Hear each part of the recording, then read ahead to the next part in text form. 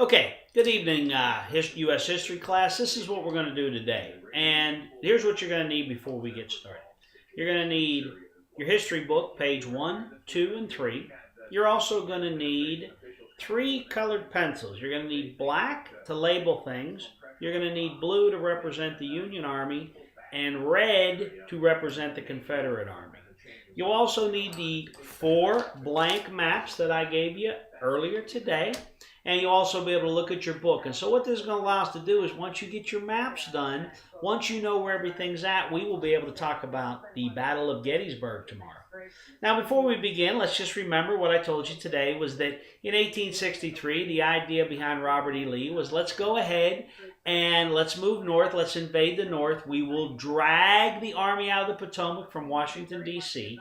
At some point, we'll engage a battle. We will win, as we always have, and that will force Lincoln into a peace negotiation. So the first map that I want you to get out, which is on page 1 of your books, and you can copy, is the Battle of Gettysburg and just the Gettysburg area in general.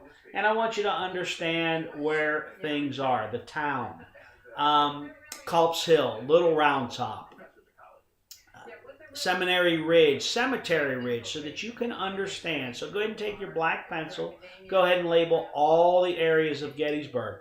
We will pause the tape for right now so that you can do that.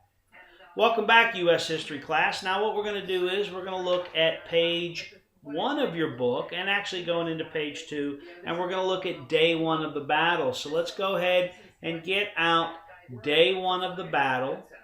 And here you can clearly see that in the day 1 of the battle, it's going to take place west of the town of Gettysburg. You can see where Union cavalry and Confederate troops are going to engage to the west. Now, day 1 was a complete and resounding victory for the Confederates. So they're going to drive the Union forces through the town of Gettysburg, and they're actually going to set up just east on high ground called Culp's Hill. So if you'll go ahead and look at page 2 of your book, we're also going to start drawing what takes place on day 2. So here is the day 2 map, and we'll go ahead and pause the video right here so that you can do day 2.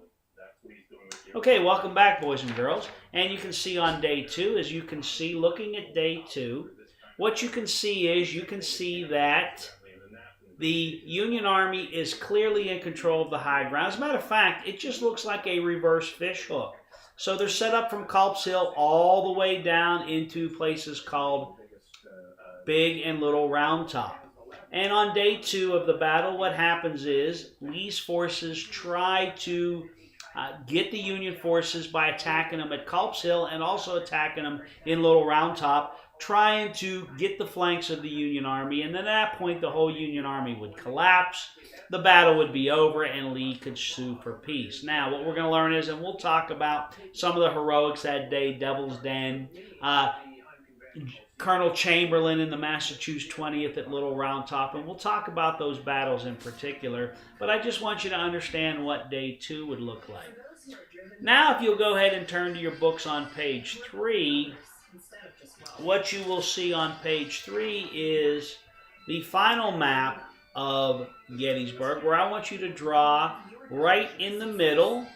Okay, right in here, we're going to see what's known as Pickett's Charge. So if you'll go ahead and draw that, I will pause the video.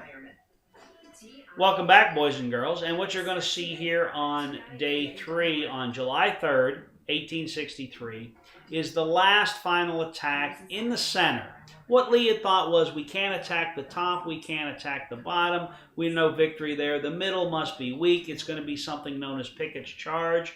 We will certainly talk in detail about what happened at Pickett's Charge, but it is a resounding defeat for Lee and the Confederate Army. Now, with that victory, though, the Confederates retreat. The Union Army does not pursue, and even though it was a great victory for the Union Army, the war is still going to last for another 2 years. So I want to make sure that you've looked at everything. This is day 2. Day 3. Sorry, I got that upside down. Day 3. And then back to day 1. So hopefully you have all your maps colored. You are ready to go. You have the colors that we need, and I will see you in class tomorrow.